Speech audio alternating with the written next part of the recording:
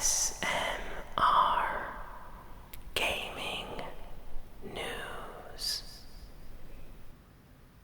Greetings and welcome to ASMR Gaming News. Please hit that like button, sit back, relax, and let's begin. So, Overwatch received a new update this week, which added a new Horizon lunar colony map, as well as other various tweaks and changes to the game. Now, loot boxes will give you drastically less duplicate items, so that's really nice. They will also give you more credits when you receive duplicate items. You will now be able to save more highlights and bookmark highlights from matches. They've changed character stats, like for attacks, critical hits, and things like that for Reaper, McCree, and Roadhog. And they've buffed characters like Orisa. Now her supercharger will charge her ultimate, whereas previously her ultimate would not charge while she was using a supercharger. So that's really awesome. Really glad with Blizzard and this update. I will probably try to record an upcoming Overwatch ASMR gaming video featuring this new Horizon lunar colony map in the next week or so. Next, Ubisoft's Michael Ansel had a special secret presentation at E3, which was held behind closed doors, and it was a special gameplay video for Beyond Good and Evil 2. Beyond Good and Evil 2, of course, was announced at E3 this year, and we only received a brief CG trailer, but apparently Ubisoft had an actual in-game engine demo of sorts that they specifically kept hidden and only showed people that were invited to this shareholders meeting or journalist meeting of some kind. And now they've released this footage on their YouTube. It's an unlisted video, so it's still hidden per se, but yeah, it looks really interesting. You have this huge open world map that you can explore, and there seems to be a large emphasis on flying around in a ship, and anytime you want, you can just land and get out and explore in person. So, really looking forward to see what they do with this game. It's still in early development, but I think Ubisoft has a really good idea for what they want to do with this game, so I really hope it all turns out well. And hopefully they do not rush development of this title. I would hate to see this game come out unfinished, so I hope they take as much time as they need to deliver a fully polished game, because the concept here is something really interesting. Tetsuya Nomura was recently interviewed by Famitsu, the famous Japanese gaming news magazine, and they asked him questions about the recently released Kingdom Hearts 3 trailer. And the most notable question they asked him was about the upcoming D23 trailer that was announced a while ago. And Tetsuya Nomura said that they're still working on this new trailer. D23 Expo is next month, and they plan to have it ready by then. And he said that fans will be extremely happy with this new trailer, since he plans on showcasing new elements that were not previously revealed yet. So who knows what it is? It could be a new world, maybe new gameplay mechanics. I'm really excited and looking forward to what they reveal next month at D23. Naughty Dog, the developers of the Uncharted series, were interviewed by Eurogamer. And when they were asked about the Uncharted series as a whole, they said that they felt that the series is far from over. They still have many characters within the Uncharted franchise.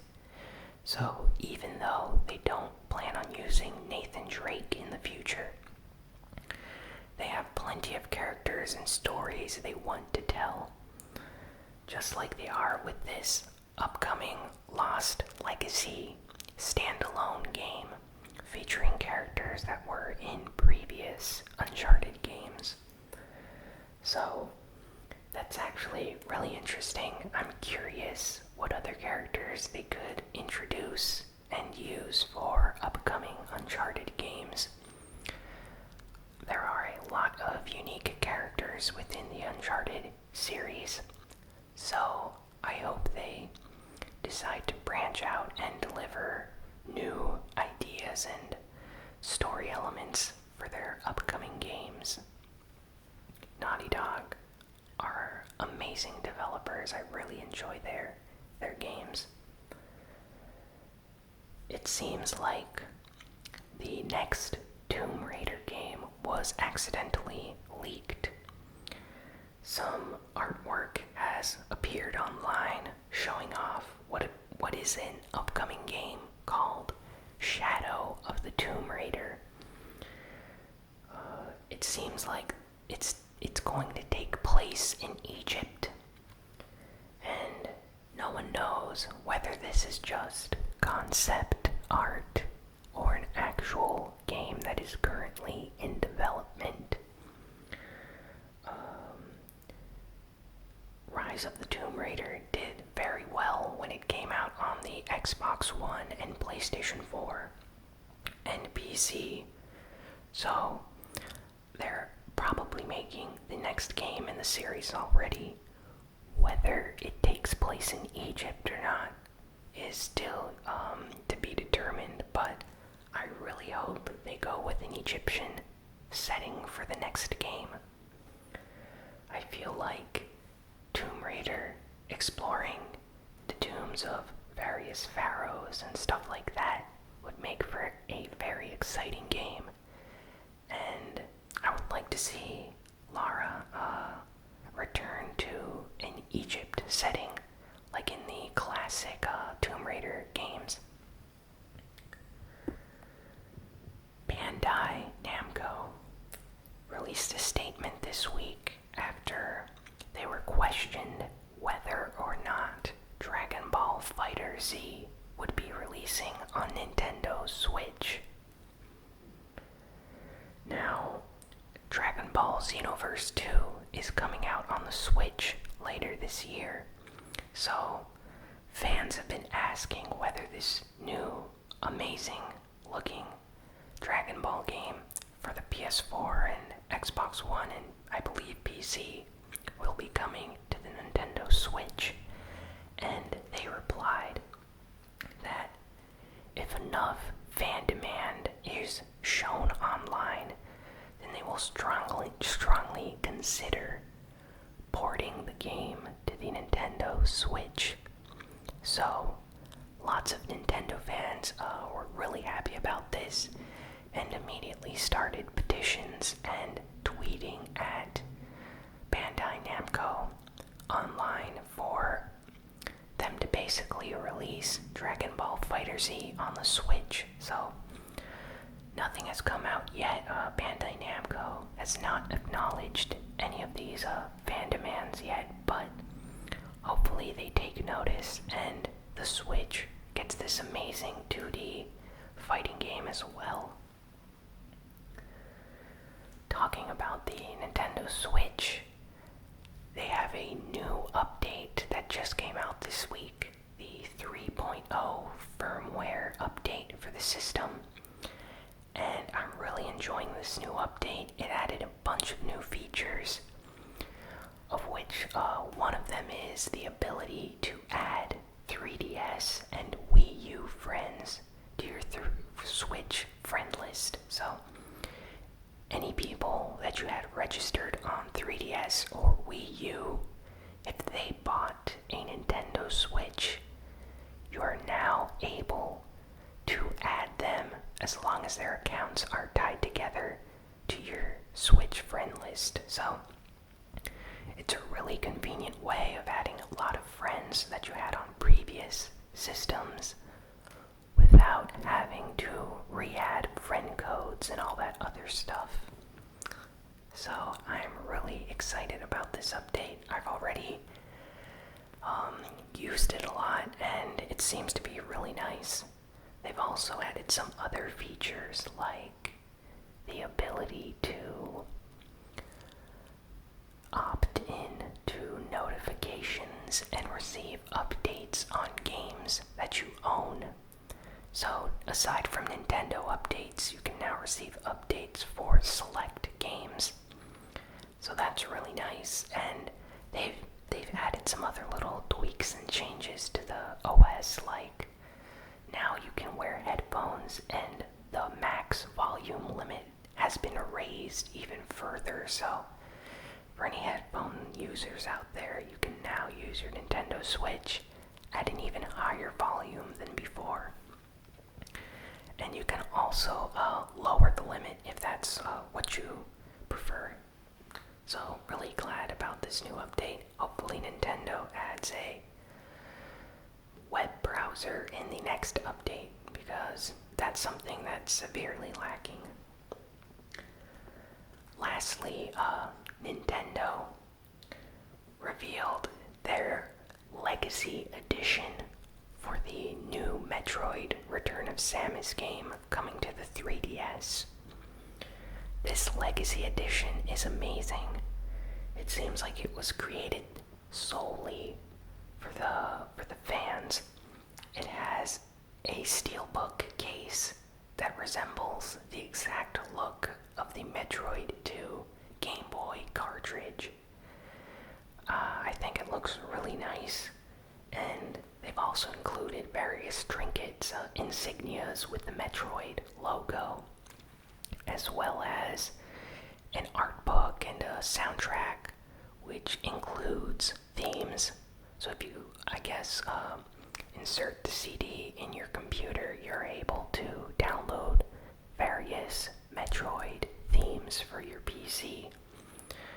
And yeah, it looks really nice.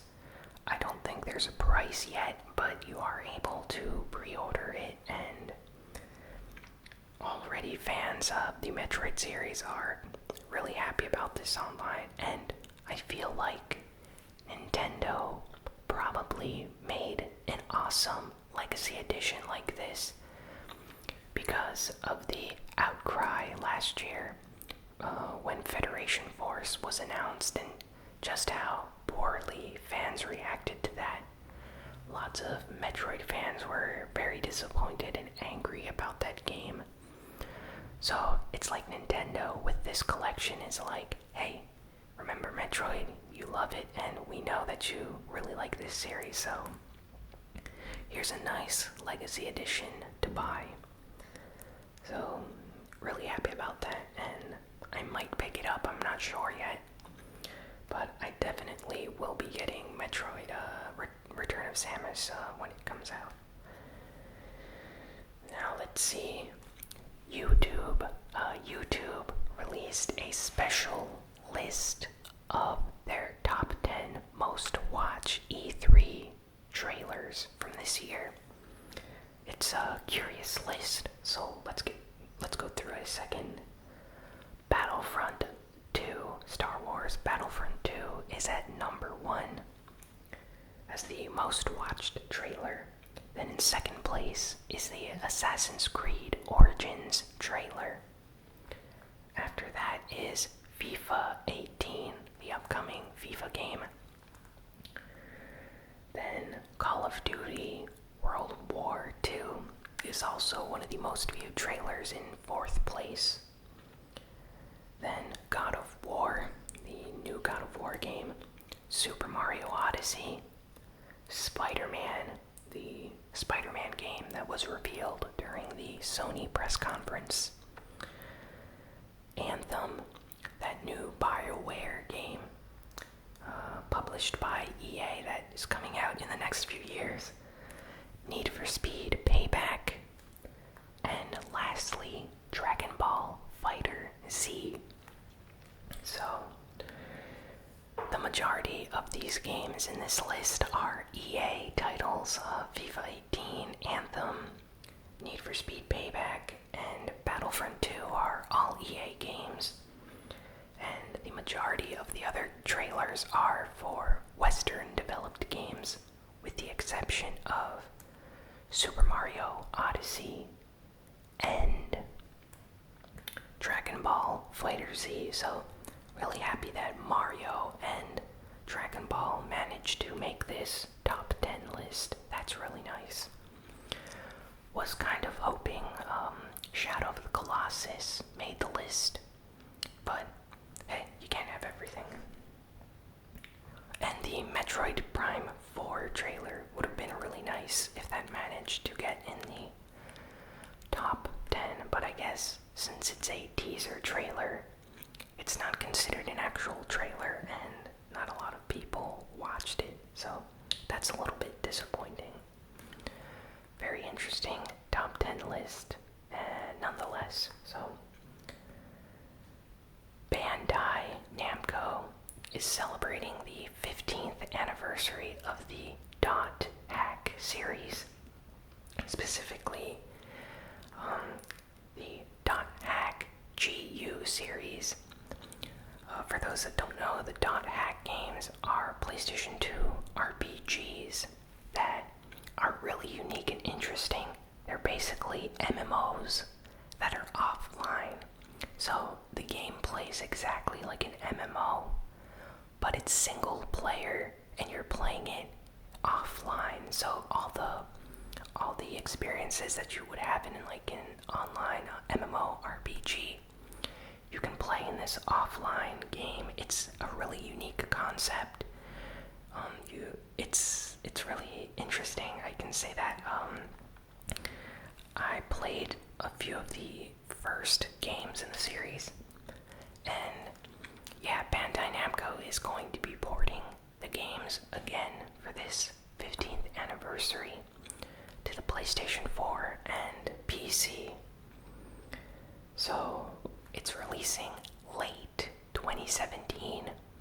It's going to include the Dot Hack GU trilogy, so the first 3 games in the GU series, which is a bit strange since Dot Hack originally, like the original series, is the 4-game series. After that was a success, Bandai Namco then created the Dot Hack GU series, which was a trilogy of just 3 games. So it's strange that they're celebrating the anniversary, the 15th anniversary of the series, with the second series instead of the first series, which was comprised of 4 games. So maybe they've decided to do this because the later games were more polished with gameplay and designs and stuff like that, whereas the original series were a lot more, I'd say, rough and very difficult to understand if you're just getting into them right now, they're very early PlayStation 2 era RPGs. So for newcomers, they might be a little more difficult to get into, so I guess that's their reasoning behind it. Still very excited to play the Dot Hack games again. I recommend you check out the trailer and some gameplay to see if you're interested. If you like MMOs and RPGs, you should definitely check out this game because it's a single-player offline MMO series. And last piece of news, Square Enix released a new trailer for their upcoming Final Fantasy 15 DLC. It's the second DLC story episode for the character Prompto, and it looks really interesting. The music is being done by Naoshi Mitsuda. Mitsuda is known for working on the soundtrack for Parasite Eve 2, which is an amazing soundtrack. He's also worked on Final Fantasy 11, 14, 13, 2, and Lightning Returns. Great composer, and I'm sure he's going to have some amazing tracks for this DLC episode. And the gameplay in the trailer looks really unique. There seems to be an emphasis on guns and shooting guns in third person. So it's kind of like a third person shooter. And you can ride snowmobiles, and the story seems really interesting, so can't wait to play this one. And Prompto is kind of a fan favorite out of the Final Fantasy 15 cast, so. And yeah, I hope the DLC episode turns out to be really awesome, and I can't wait to play it once it comes out on June 27th, I believe, is what Square Enix said it would be releasing, so it's going to be coming out very shortly, just a few days after recording this episode, so that's nice. Well, that's all for this week. Thanks for listening to this episode of ASMR Gaming News. Be sure to like, comment, share, and subscribe. And yeah, I will see you all next time. Don't forget to follow me on Twitter at ASMR Gaming News and on VidMe at ASMR